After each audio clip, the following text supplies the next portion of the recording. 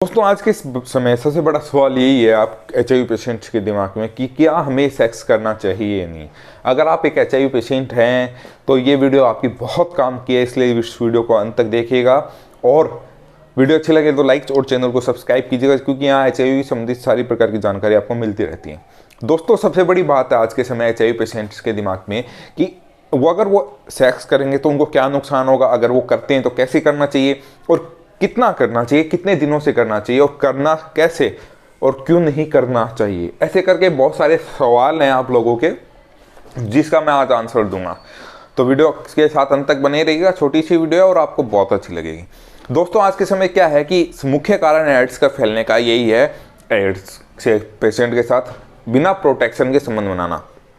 तो अगर आप एक HIV पेशेंट हैं तो इतना जरूर ध्यान रखिए कि अनदर HIV, जिनको HIV पेशेंट नहीं है, नॉर्मल इंसान है, तो उनके साथ मैं आपसे हाथ जोड़ के रिक्वेस्ट करता हूं कि बिना प्रोटेक्शन के संबंध ना बनाएं और बनाने की भी जरूरत नहीं है। इतना भी कोई ज़रूरी नहीं है सेक्स करना, किसी की दूसरे की लाइफ बर्बाद करना, क्योंकि आप भी खुद अपने आप पे फील कर देखते हैं इस चीज़ को कि आपको भी HIV हुआ है तो आपको कैसा फील होता है। तो अगर आप और किसी को ये HIV बीमारी फैलाएंगे तो उनको कितना दुख होगा, ये आप सोच के देखिए। आपको किसी की ज़िंदगी बर्बाद करने का हक नहीं है, ये आप खुद समझिए। अपनी लालच की वजह से किसी के साथ सेक्स कर किसी को बर्बाद करना सही नहीं है, जब तक आप बिल्कुल ठीक ना हो जाएं तब तक। और ये भी कोशिश कीजिए कि अगर आप शादीशुदा हैं तो बच्चे ना करें।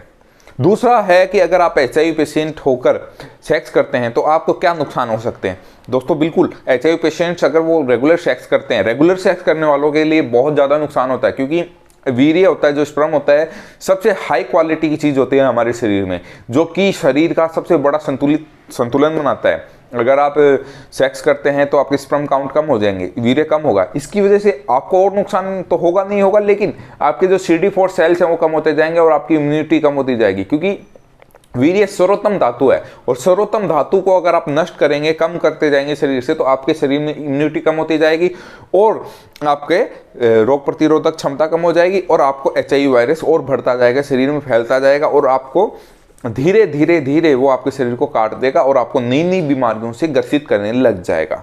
अब अगर आप कभी भी सेक्स करते हैं तो कॉन्डम लगाइए। अगर आपको सेक्स करना है, आप सोचते हैं कि यार सेक्स तो करना पड़ेगा, हमारा मन है, तो महीने में 1-2 दिन से ज़्यादा आप कोशिश करिए कि सेक्स ना करें।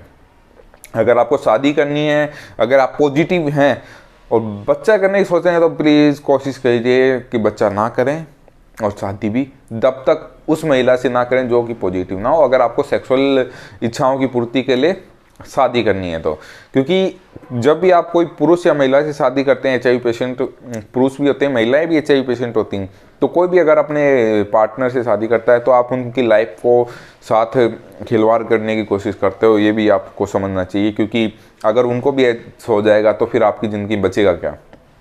इसलिए कोशिश कीजिए जब तक आप ठीक ना हो जाएं तब तक आपको शादी नहीं करनी चाहिए या दूसरे की लाइफ ख़राब नहीं करनी चाहिए। अगर आप करते भी हैं तो कॉन्डम के अलावा आपको सेक्स नहीं करना चाहिए, क्योंकि कभी भी कट लग कर आपका एक दूसरे का ब्लड ट्रांसफ़र हो जाएगा और आप दूसरे को एड्स फैला दोगे।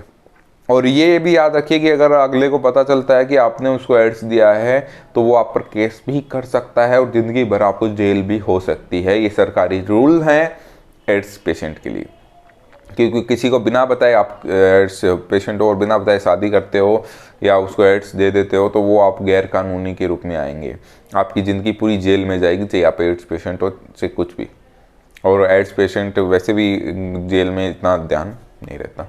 तो ये याद रखिए, अगर आप एक एड्स पेशेंट है तो मुख्य आपका वीर्य को बचाव रखना है, आपको वीर्य ज़्यादा वेस्ट नहीं करना है, क्योंकि आपकी लाइफ उसी पे टिकी है। क्योंकि जैसे जैसे आप वीर्य का वेस्ट करते जाओगे वैसे वैसे आपके इम्यूनिटी, रोग प्रतिरोधक क्षमता कम होती जाएगी, CD4 सेल्स कम होती जाएंगी और आपको धीरे धीरे कर पूरे शरीर को HIV वायरस जकड़ लेगा और नई नई बीमारियां ग्रसित कर देगा। वजन कम होना तो होगा ही होगा, साथ में कभी आपकी बुखार नहीं रुकने वाला है ना और कोई बीमारी आपको छोड़ने वाली है, पकड़ के बैठ जाएंगी शरीर को, समझ रहे हो। इसलिए कोशिश करिए, इलाज कराइए सही तरीके से आयुर्वेद में और ठीक होइए अच्छी तरीके से, फिर जाके कुछ आगे निर्णय लेने का सोचिए। ये मैं आप सभी से रिक्वेस्ट करता हूँ।